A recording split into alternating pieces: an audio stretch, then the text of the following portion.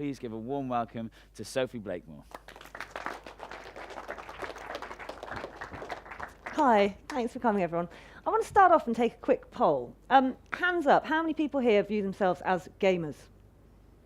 Okay, quite nice, quite a few. So the other view, a lot of you, you wouldn't view yourself as gamers at all. You've never picked up a controller, you've never stood on a Wii balance board, you've never perhaps stood in front of the Kinect and made crazy arm movements, had your body tracked.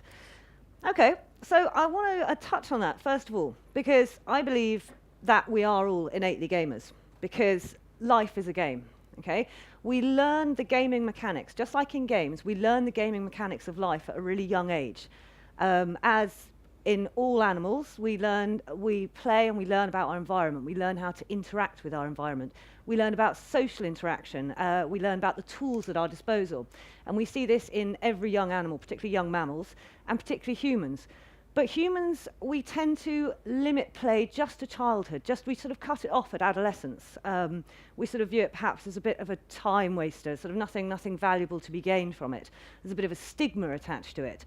But we are still gamers. We are all gamers, and we're playing games every day. And you might not realize this. Those of you who said that you weren't gamers, you might not realize this, but you're playing games every day.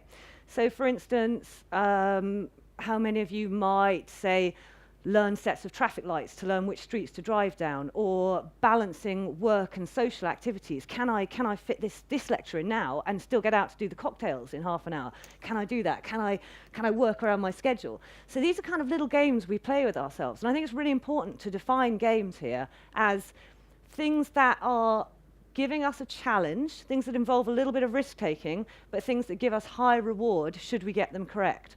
So, and another form of gaming which I want to touch on is the great British game that every single one of us here has done, which is queuing. So that's choosing the right queue in the supermarket, you know, which one's smallest, which one's moving faster. Do I go for the self-checkout? Do I go for the basket only? Do I go for the big trolley one? Oh, the queue's getting shorter there. Have I made the right choice? Have I made the right choice? It's this risk-taking behavior and the sense of reward and achievement. When you get to the front of the queue and you see that guy there who is in front of you, you're like, he's still behind me, 5 people behind me. Brilliant, I've made it.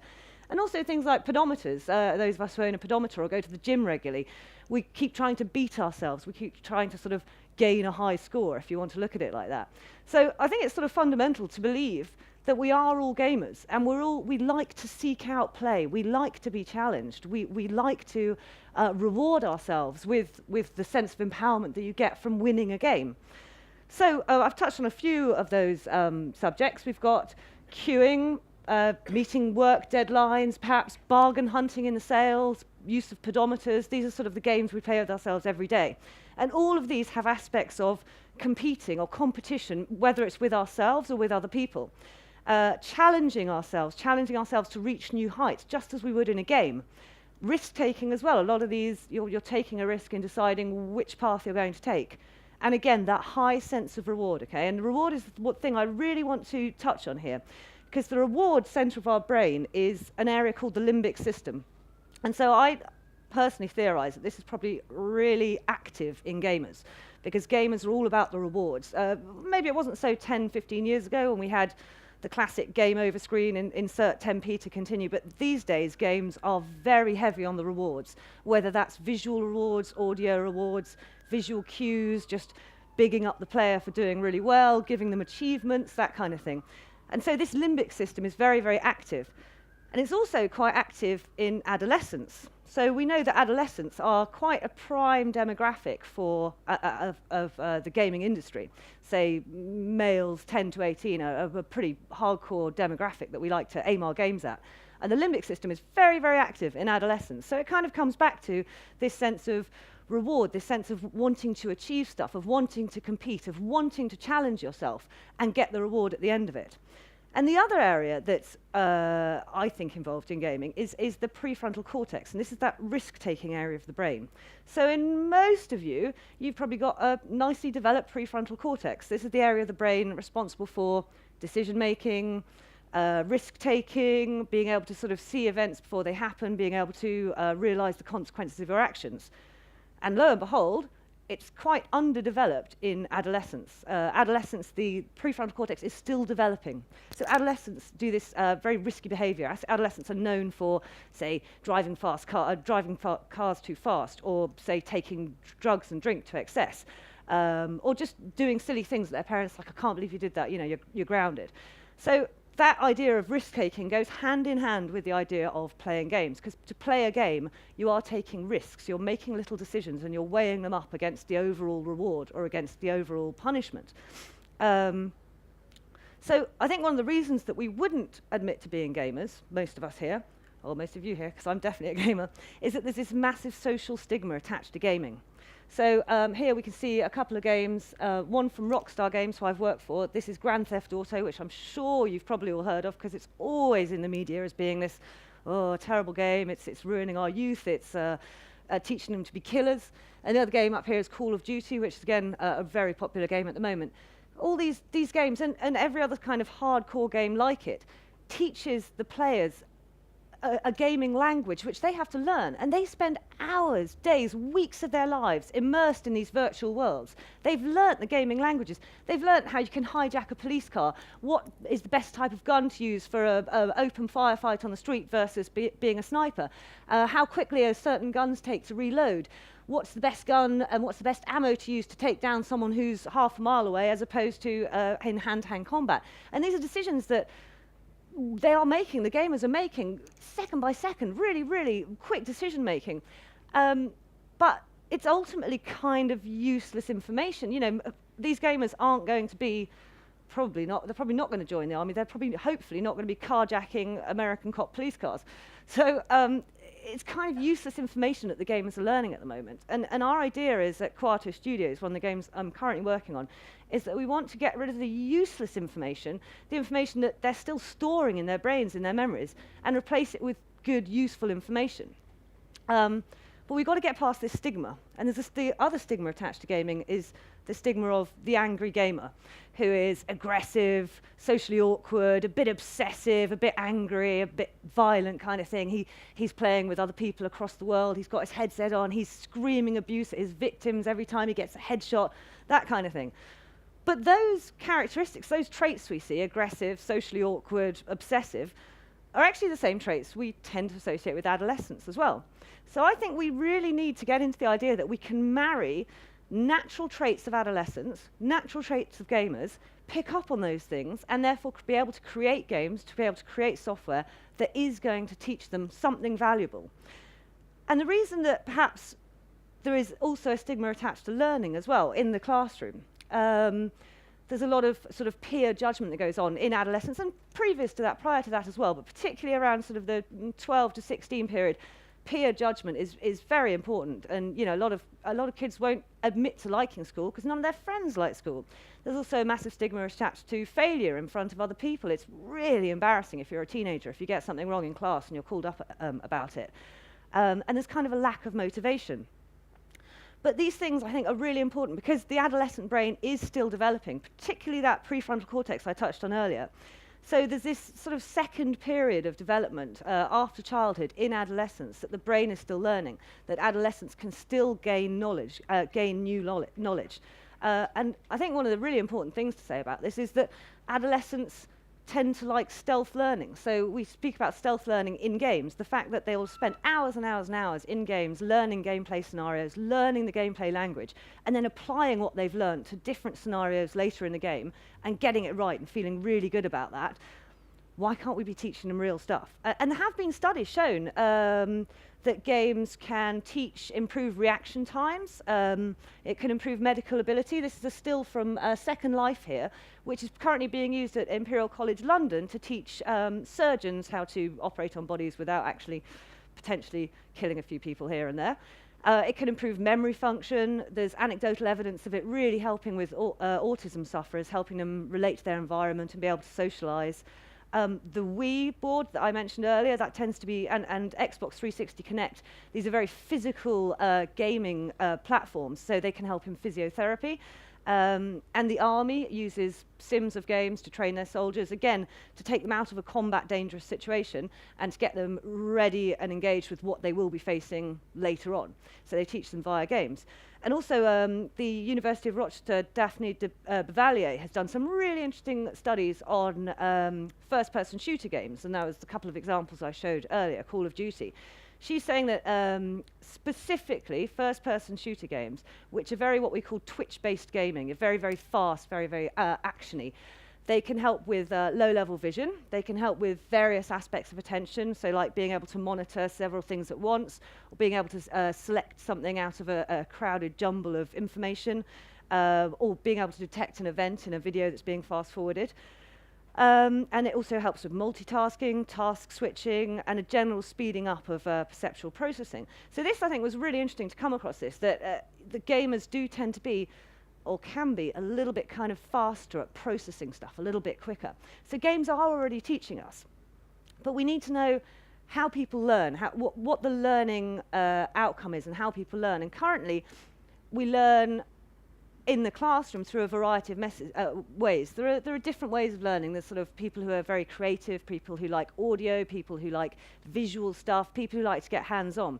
So Confucius said, I hear and I forget, I see and I remember, I do and I understand. So the idea of doing something, the idea of being embedded in something, whether that's an experiment in the classroom or embedded in a game, I think is really, really important. And games do this. Games surround the player with audio, visual, etc. cues. So games can currently teach stuff which isn't too important. So a cue embarrassing picture of me playing Rock Band. If I'd put in as many hours learning the guitar as I did into playing Rock Band, I would be a world-class guitarist right now. And Dance Central, it's a little-known Professor Colin Blakemore down here, but we'll gloss over that, playing a bit of Dance Central at Christmas a couple of years ago.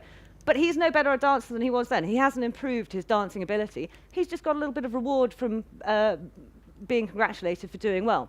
So we need to change this. We need to change these useless skills and make them into useful life skills. So curriculum-based learning. There's no reason why a game can't include, say, parts of the biology curriculum on it. So instead of having kind of useless, oh, go here, press A to pick this up, press A to put this down here, maybe it's starting a fire or something like that. Why aren't we actually teaching the player exactly the components of a fire? Why aren't we teaching about the fire triangle and the physics of fire? Why aren't we teaching them exactly the right type of tinder and flint and wood to collect and exactly the right kind of ways to light the fire? And I think one of the reasons we haven't done this is because we've got the wrong systems at the moment. We're very reliant on Xboxes and PlayStations, which have these really artificial controllers, which, you know, if you've never picked up a controller, you look at this thing and just go, I don't know what that is, take it away. Whereas we're now starting to get things like Xbox 360 Connect, which is a high-definition camera that will track your body movements. So you don't even need a controller in front of it, and you can do natural body movements. For instance, you could be starting a fire. Also, the iPad is another interesting thing that's coming up there because it uses intuitive gesture-based movement. So I think these are platforms that we really need to focus on. And we need to get the next generation of game designers to be making the next generation of games to include this. So one thing I just wanted to end on was, I'm sure every single one of us in here can remember an inspirational teacher or lesson. So that person in the classroom, that teacher who really got you motivated to find out more about a subject or just inspired you. Everyone here has that teacher. Perhaps they were a teacher and they guided you to do what you're currently doing now, what your vocation is. But gamers have these inspirational gaming moments as well. And you could ask any gamer, you know, tell me about a gaming moment that affected your life, that inspired you. And they'll have the same, they'll be using the same vocabulary that you would when you were describing the teacher. So games can be teachers, and I think it's really important not to just throw away the idea of games as teachers. The players of games are being fully immersed in these games right from an early age, and they're learning the gaming language, they're learning the gaming mechanics. The point is, at the moment, those gaming mechanics are, quite frankly, crap. They're learning how to fire a gun, how to load a gun, you know, how best to use night vision goggles, stuff like that. And I think there could be a lot more to be achieved. And all it relies on is that the current generation of game developers create the next generation of learning games, and then we can satisfy our innate ability to play and our innate ability to learn through play. Thank you. Thank you very much. Are there any questions for Sophie Blakemore? We've got a few minutes. Yes, one over here. You mentioned the improvements You mentioned the improvements in processing and perception and things like that. I'm not questioning that they're real, but how big are they? Are they just marginal or are they significant? Fairly significant. It's her name's Daphne Bavalier from the University of Rochester. You can actually, all her research is online if you want to look it up. And it gives you some examples of the tasks that the players were given. So these are obviously, it's a real scientific experiment. They have control groups in this. After sessions of playing hardcore first-person shooter games, they were given tasks then in the lab, for instance, finding a number that flashes up at a certain point on screen, or doing the sequence of the numbers in the order in which they flash up on screen. And the people who had these long sessions playing these Twitch games were significantly better, significantly as in to be able to have a research paper about it and be online. So yeah, I would say fairly significant and surprising outcome. Yes, as long as you're playing a game, it's the case of if you don't use it, you lose it kind of thing. So as long as you keep on playing the games and keep those areas of your brain active, then absolutely. Cool. Yes, this hand was up first. Do you think these games will be sort of fun games and you sort of hide the educational value away in them so that teenagers don't see them as educational, or do you think you're going to package them as educational games? Yeah, that's a really important question is, how are we going to disguise the learning? And I think, to be honest, yes, because kids don't like to know they're learning stuff, yeah? If you say, right, we're going to have a lesson about this now, everyone just instantly turns off. Whereas if it's a fun, immersive game anyway, that anyone will pick up and play, but they can learn stuff from at the same time, I think that's where the value is, absolutely. So it would be stealth learning, basically. Stealth Great. teaching. Yes. Can you see these games getting into schools, or do you think they'll be swirled up by peers? I think given the right marketing, the right environment, that they could well get into schools. But the problem with schools at the moment is teachers tend to focus on educational software, or edutainment, that horrible word. But teachers need to be more aware of what the pupils in their classes are playing in their own time. And there will be like 14-year-olds playing 18 certificate games, and that does go on. Call of Duty, Grand Theft Auto, etc. The kids are playing these, and teachers need to be aware of that, and game designers need to be aware of that, and they need to be able to combine it into one kind of package that teachers can indeed get into the classroom. But perhaps it will require educating the teachers, I think, first. Is the problem with educational software that it actually doesn't do the stealth thing? No, it doesn't do exactly. It says, you're going to learn about maths now. Oh, man, really? Yeah, one more question, which was at the back here, I'm afraid, was before. Yeah, I'm so sorry.